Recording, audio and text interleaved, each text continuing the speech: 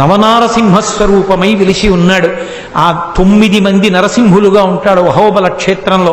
ఇప్పటికీ అహోబల క్షేత్రంలో ఆ నవనారసింహుల్ని చూడ్డానికి దారి తెలియదేమోనని స్వాతి నక్షత్రం ఉండగా తీసుకెళ్లడానికి సహాయం చేయడానికి కొన్ని బృందాలు ఉన్నాయి. వాళ్ళు తీసుకెడుతుంటారు సేవ చేయడానికి, దగ్గరుండి తీసుకెళ్లి దర్శనం చేయిస్తూ ఉంటారు.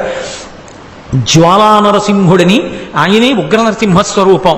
మొట్టమొదట వచ్చినటువంటి తేజోస్వరూపం, హిరణ్యకశిపుని యొక్క పొట్ట చీలుస్తున్న స్వరూపంతో ఉంటాడు. రెండవది అహోబల నరసింహుడు, అంటే ఆ హిరణ్యకశిపుణ్ణి సంహరించిన తరువాత కూర్చున్నటువంటి స్వరూపం. మాలోల నరసింహుడు అని లక్ష్మీదేవి చెంచు లక్ష్మిగా వచ్చి తరిగొండ వెంగమాంబ గారు చెంచు నాటకము అని ఒక అద్భుతమైన నాటకం చేశారు. చెంచు లక్ష్మిగా ఆవిడ్ని స్వీకరించి ఎడమతొడ మీద కూర్చోపెట్టుకుని ఉంటాడు. అదిగో ఆ నరసింహస్వరూపం మాలోల నరసింహుడు. కరంజ నరసింహుడు అని ఒక నరసింహుడు, 4వ నరసింహస్వరూపం అది. కరంజ నరసింహుడు అంటే ఆయన చెట్టు కింద కూర్చుని ధ్యానముద్రలో ఉంటాడు. 5వది పావన నరసింహుడు. పావన నరసింహుడు అంటే ఆయన దగ్గరికి వెళ్ళి ఒక్కసారి నమస్కారం చేస్తే ఎన్ని పాపములనైనా తీసేస్తాడు, మంగళములను ఇస్తాడు. అందుకని 5వ నరసింహస్వరూపాన్ని పావన నరసింహుడు అని పిలుస్తారు. 6వ నరసింహస్వరూపం ఒకటి ఉంది, దాన్ని యోగ నరసింహుడు అంటారు. అయ్యప్ప స్వామి ఎలా కూర్చుంటారో అలా యోగ పట్టం కట్టుకుని యోగముద్రలో కూర్చుంటారు. ఇప్పటికీ అక్కడికి దేవతలు కూడా వచ్చి ధ్యానం చేస్తారు అని చెప్తారు యోగ నరసింహుడు. అలాగే 7వ నరసింహస్వరూపాన్ని ఛత్రపట నరసింహస్వరూపం అంటారు. పెద్ద రావి చెట్టు కింద వీరాసనం వేసి కూర్చుంటాడు. అక్కడికి గంధర్వులు విద్యాధరులు వచ్చి హూ హూ హాహా అని చెప్పి 2 గంధర్వులు, వాళ్ళు శాప విమోచనం కోసం నరసింహస్వామి దగ్గరికి వచ్చి పాటలు పాడి నృత్యం చేశారు. ఆయన తొడ మీద చెయ్యి వేసుకుని ఇలా తాళం వేస్తూ కూర్చున్నారు. ఆ కూర్చున్నటువంటి స్వరూపాన్ని ఛత్రపట నరసింహస్వరూపం అంటారు. అక్కడికి వెళ్ళి సంగీతం పాడుతుంటారు కొంతమంది పెద్దలు, కాబట్టి ఛత్రపట నరసింహుడు. ఆ తరువాత వచ్చినటువంటి ఇంకొక నరసింహస్వరూపమే మహానుభావుడిది 7 అయిపోయిన తర్వాత 8వది భార్గవ నరసింహుడు. పరశురాముడు నరసింహస్వరూపాన్ని దర్శనం చెయ్యాలి అని చెప్పి కోరుకుంటే ఆయనని అనుగ్రహించి దర్శనమిచ్చినటువంటి నరసింహుడు. 9వ నరసింహస్వరూపం ఒకటి ఉంది. ఆ చిట్ట చివర వచ్చింది వరాహ నరసింహస్వరూపం. భూమిని తన దంష్ట్ర మీద పట్టుకుని పైకెత్తినటువంటి ఆదివరాహస్వామి పక్కన వెలిచినటువంటి నరసింహస్వరూపం. మొట్టమొదట వచ్చినటువంటి ఆ యజ్ఞవరాహావతారం పక్కన నరసింహావతారం 2 ఉంటాయి. ఆ 2 ఉన్నటువంటిది వరాహ నరసింహం. మొత్తం 9 నరసింహస్వరూపాలు అహోబల క్షేత్రంలో ఉంటాయి. అలాగే నెల్లూరు పక్కనే ఉంది. ఇప్పటికీ అక్కడ మహానుభావుడు ప్రజాపతులలో ఒకడైనటువంటి కశ్యప ప్రజాపతి 7 హోమగుండాలు పెట్టి సప్తర్షులతో హోమం చేశాడు.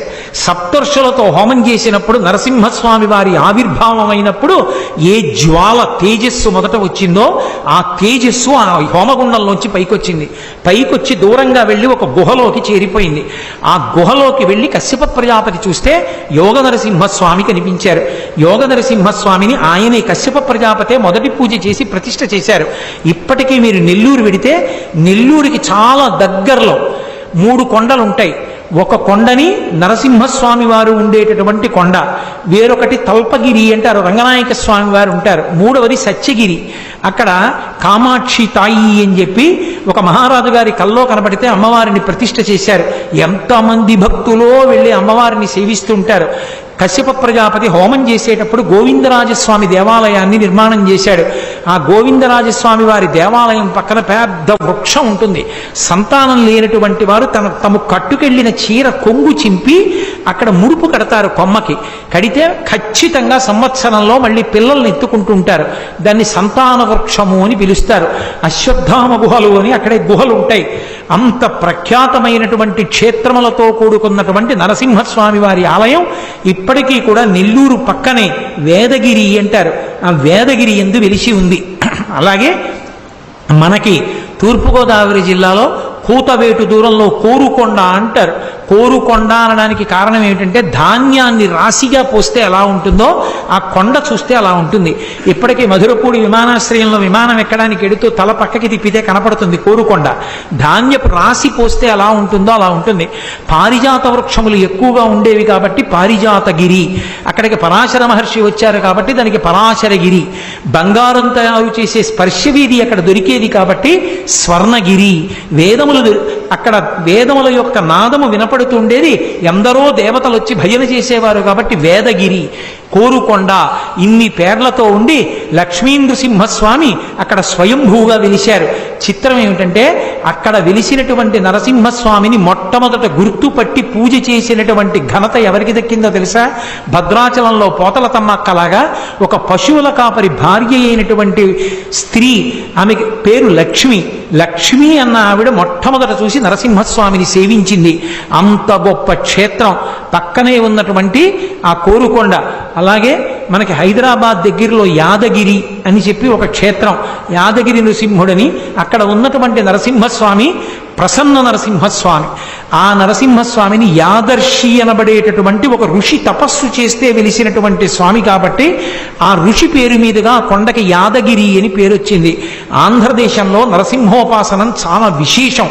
నరసింహస్వామి వారి కథ వింటే ఏం చెప్తారంటే, ప్రహ్లాదోపాఖ్యానాన్ని నరసింహస్వామి వారి ఆవిర్భావాన్ని విని పానకం తాగితే, నైవేద్యం పెట్టిన పానకం పుచ్చుకుంటే తరువుకొస్తున్న గుండె జబ్బు కూడా ఆగిపోతుంది. అంత గొప్ప స్వరూపం. షట్కాల శివ పూజ ఎలా ఉంటుందో అలా షట్కాలముల యందు పూజ అందుకునేటటువంటి మహానుభావుడు. విష్ణు స్వరూపంలో ప్రదోష వేళ కూడా దర్శనం చేయడానికి యోగ్యమైన స్వరూపం నరసింహస్వరూపం. ఆ నరసింహస్వరూపాన్ని దర్శనం చెయ్యాలని పద్మపాదాచార్యుల వారు నరసింహస్వామి వారి మంత్రాన్ని పొంది అరణ్యానికి వెళ్ళి తపస్సుకి కూర్చుంటే, అరణ్యంలో తిరుగుతున్నటువంటి ఒక ఏమీ తెలియని కిరాతుడు ఒకడు వచ్చి, పంతులు గారు మీరు ఎందుకు కూర్చున్నారు ఇక్కడ అన్నాడు. నరసింహస్వామి ప్రత్యక్షం అవ్వాలని తపస్సు చేస్తానన్నారు. నరసింహం అంటే ఏమిటి? అరణ్యంలో చాలా కాలం నుంచి తిరుగుతున్నాను, దానికి తపస్సు ఎందుకు, నేను తీసుకొస్తాను చెప్పండి అన్నాడు. విడిచిపెట్టట్లేదని ఆయన అన్నారు. కింద మనుష్యుడు పైన సింహం, ఆయన కోసం అన్నారు. అది ఈ అడవిలో ఉందా అన్నాడు. ఈ అడవిలో ఉంది అన్నారు. అయితే నేను తీసుకొస్తానులేండి, దానికి తపస్సు ఎందుకన్నారు. ఆయన నవ్వి అన్నారు, నువ్వు తీసుకురాగలవా అన్నారు. రేపు రాత్రిలోగా తీసుకురాకపోతే నా ప్రాణాలు విడిచేస్తాను పంతులు గారు, సరేనా అన్నారు. అయ్యో బాబోయ్ వీడు లేనిపోని ప్రతిజ్ఞ చేస్తున్నాడని అలాగే లే అన్నారు. ఇక ఆ కిరాతుడు అరణ్యంలో తిరుగుతూ నరసింహం, కింద నరుడు పైన సింహం, కింద నరుడు పైన సింహం అంటూ చూస్తున్నాడు అడివంతా. మరునాడు సాయంకాలం ప్రదోష వేళ అయిపోయింది, కనపడలేదు. అక్కడ బ్రాహ్మణుడికి మాట ఇచ్చాను, తీసుకెళ్ళలేకపోయానని చెప్పి చెట్టు తీగలు తెచ్చి ఉరితాడు పోసుకుందామని చెట్టు కొమ్మకి ఉరి పోసుకుంటున్నాడు. నరసింహస్వామి వారు ఆవిర్భవించి వచ్చి దర్శనమిచ్చారు. ఓసి దిక్కుమాలిన మృగమా, ఇంతసేపటి నుంచి వెతుకుతున్నానా, బ్రాహ్మణుడికి చూపిస్తానని ఎక్కడ దాక్కున్నావే అని చేతిలో ఉన్న తీగలు తీసి నరసింహస్వామిని కట్టి ఈడ్చుకొచ్చాడు. ఈడ్చుకొచ్చి పద్మపాదాచార్యుల వారి దగ్గర నించోబెట్టాడు. ఆయనకేం కనపడలేదు. ఏమిటి నరసింహస్వామి వచ్చారంటే ఏమిటన్నారు. రాకపోవడం ఏమిటి, నిన్న నుంచి వెతుకుతున్నాను, నిద్రాహారం లేకుండా, ఇగో ఇప్పుడు దొరికింది, సాయంకాలం చచ్చిపోదామంటే అన్నారు. ఈయనకి కనపడదు, ఆయనేమో ఇదిగో అంటారు.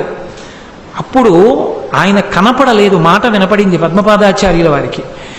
కొన్ని కోట్ల జన్మలు తపస్సు చేస్తే ఎంత దృష్టి కేంద్రీకరణతో చెయ్యాలో అంత దృష్టి కేంద్రీకరణతో నిన్నటి నుంచి ఇవాళ సాయంకాలం వరకు కింద నరుడు పైన సింహం, కింద నరుడు పైన సింహం అంటూ వెతికాడు. అతని తపస్సుకి మెచ్చి ప్రత్యక్షమయ్యాను. నీకంత తపస్సు లేదు, కనపడను, కానీ నన్ను నీకోసం తీసుకొచ్చాడు కాబట్టి ఒక వరం ఇస్తున్నాను. సంతతము నీ వెంట ఉండి నీకు అవసరమైనప్పుడు రక్ష చేస్తానన్నారు. శంకర భగవత్పాదాచార్య స్వామి వారు శ్రీశైల పర్వతం మీద తపస్సు చేసుకుంటుండగా కాపాలికుడు వచ్చి, చక్రవర్తి శిరస్సో మీ శిరస్సో కావాలి భైరవుడికి సమర్పించడానికి, చక్రవర్తి శిరస్సు నాకెక్కడ దొరుకుతుంది, సర్వసంగ పరిత్యాగి అయిన మీ శిరస్సు నిమ్మంటే నేను ధ్యానంలో ఉన్నప్పుడు తరిగి తీసుకుపోమన్నారు శిష్యులు పక్కన లేనప్పుడు. ఆ కాపాలికుడు వచ్చి శిష్యులు పక్కన లేనప్పుడు కంఠం పై, ఆ కత్తి పైకెత్తి శంకరాచార్యుల వారి కంఠం మీద వెయ్యబోతున్నాడు. పద్మపాదాచార్యుల వారికి అనుమానం వచ్చింది, గురువు గారికి ఏదో అపకారం జరుగుతోంది. ఒక్కసారి నరసింహస్వామికి నమస్కారం చేశారు, అంతే. ఎక్కడో పాతాళగంగ దగ్గర ఉన్న పద్మపాదాచార్యుల వారు ఒక్క దూకి శ్రీశైలం కొండ మీద ఉన్న శంకరాచార్యుల వారి దగ్గరికి వచ్చారు. నరసింహస్వామి ఒక్క దూకి కాపాలికుడిని పట్టుకుని ముక్కలుగా చీల్చేశాడు. శంకరులు అలతడి చూసి కళ్ళు విప్పి పద్మపాదాచార్యుల వారి వంక తిరిగి అడిగారు, నీకు నృసింహ మంత్రోపాసన ఉందా అని అడిగారు. అవును ఉంది అన్నారు. ఆ నరసింహస్వామి నన్ను కాపాడారన్నారు. శంకరాచార్యుల వారి జీవితంలో ఒకానొకప్పుడు వారి శరీరాన్ని కాల్చేస్తుంటే కాళ్ళు చేతులు కాలిపోయాయి. అప్పుడు వారు ఆ శరీరంలోకి రావలసి వచ్చింది ఒక ప్రత్యేక సందర్భంలో. అలా లోపలికి వచ్చినప్పుడు కాలిపోయిన కాళ్ళు చేతులు మళ్ళీ ఇమ్మని నరసింహస్వామిని స్తోత్రం చేశారు. లక్ష్మీం నృసింహమదేహి కరావలంబం. శంకరాచార్యులు వారు ప్రార్థన చేస్తే మళ్ళీ కాళ్ళు చేతులు ఇచ్చేశారు. జగద్గురువులైన శంకరాచార్యుల వారిని 2 మాటలు రక్షించినటువంటి అద్భుతమైనటువంటి అవతారం నరసింహావతారం. ఆ నరసింహావతారం కథ వినడం, ఆయనకు ఒక నమస్కారం చెయ్యడం, ఆయనకి నైవేద్యం పెట్టినటువంటి పానకాన్ని పుచ్చుకోవడం జన్మ జన్మాంతరమైనటువంటి అదృష్ట హేతు.